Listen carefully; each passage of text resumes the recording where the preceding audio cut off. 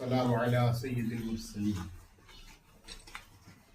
اما بعد اعوذ باللہ من الشیطان الرجیم بسم اللہ الرحمن الرحیم. الحمدللہ بھی جو ہم لوگ حاضر ہیں یہ حضرت سیدنا بشر حافی رحمۃ اللہ تعالیٰ علیہ کا مزاج شریف ہے. بشر حافی، حافی کا مطلب ہوتا ہے ننگے پیر والا.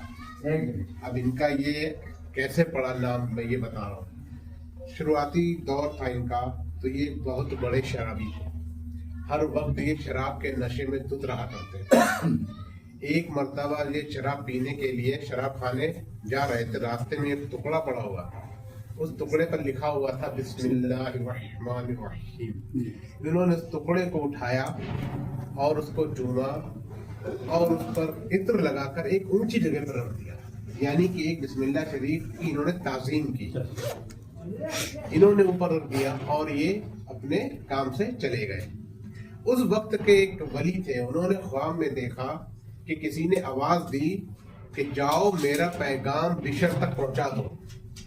بشر حافی کو میرا پیغام دے دو کہ اس نے میرے نام کو بلند کیا ہے، میں نے بشر کو بلند کر دیا. انہوں نے جب ان کی آنکھ کھلی تو انہوں نے سوچا تھا بشر حافی تو ایک بہت بڑے شرابی ہیں. انہیں گمان ہوا کہ ہو سکتا ہے میرا یہ خواب جو ہے یہ غلط ہو. تو انہوں نے اس کو درگزر کر دیا، مطلب کچھ توجہ نہیں دی. اگلی رات پھر یہی خواب آیا. جب 2 سے 3 مرتبہ یہ خواب میں دیکھا تب انہوں نے سوچا کہ کچھ نہ کچھ تو ضرور ہے.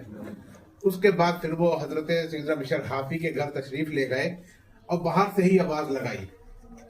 اندر سے جواب آیا کہ بشر جو ہے وہ گھر پر نہیں ہے، وہ تو شراب کھانے گئے. کیونکہ بشر حافی صبح اور شام ایک ہی انہیں دھن تھی، شراب.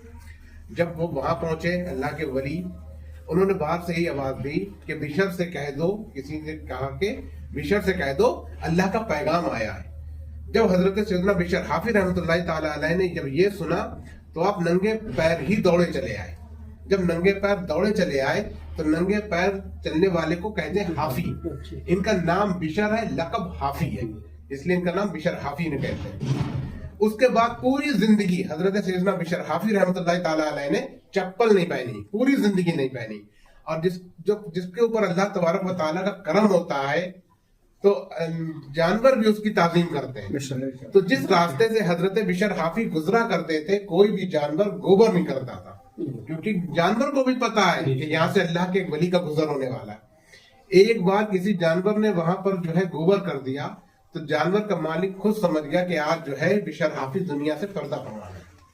جب بشر حافی کی دنیا سے انتقال ہوا اور ان کو جب قبر میں رکھا جا رہا تھا تو یہاں پر ہم لوگوں کے لیے بہت بڑی خوشخبری ہے. جو بشر حافی سے محبت کرتے ہیں ان کے لیے خوشخبری ہے کہ جب ان کو قبر میں رکھا گیا، قبر میں آواز آئی اے بشر میں نے تمہیں بخش دیا. سبحان اللہ. تمہاری جس نے بھی نماز جنازہ پڑھی میں نے ان کو بھی بخش دیا. حضرت بشر حافی رحمۃ اللہ تعالی علیہ نے عرض کی اے میرے مولا تو نے مجھے بھی بخش دیا، میرے جنازے پڑھنے والے کو بخش دیا، اس سے زیادہ کچھ ہو سکتا ہے؟ تو اللہ تعالیٰ نے فرمایا جو تجھ سے محبت کرتا ہے میں نے سب کو بخش دیا. سبحان اللہ. اور یہیں پر ہی ختم نہیں ہوئی بات. بشر حافی رحمۃ اللہ تعالی علیہ کا ہم لوگوں پر بھی احسان ہے. انہوں نے اور عرض کی ہے میرے مولا اس سے بھی زیادہ کچھ. تو اللہ تبارک و تعالیٰ کی رحمت جوش میں آتی ہے اور اللہ پاک فرماتا ہے کہ اے بشر حافی اب سے لے کے قیامت تک جو تجھ سے محبت کرے گا میں نے سب کو بخش. اللہ کا یہ احسان ہے، اللہ کا فضل ہے کہ ہم لوگ الحمدللہ حضرت سیدنا بشر حافی کے ماننے والے، ان کے چہنے والے آج ان کے مزار پر انوار پر حاضر ہیں. اللہ کریم سے دعا ہے کہ اللہ پاک ان کے صدقے ہماری مغفرت فرمائے. تمام ہم لوگ جتنے لوگ بھی حاضر ہیں بشر حافی سے اللہ پاک محبت کرتے ہیں. اللہ پاک تجھے بشر حافی کا واسطہ، ان کی محبت کا واسطہ ہم سبھی کی بے حساب مغفرت قیامت بشر حافی کی محبت کو ہمارے لیے ذریعہ نجات بنا. آمین بجاہ نبی الامین صلی اللہ علیہ وسلم.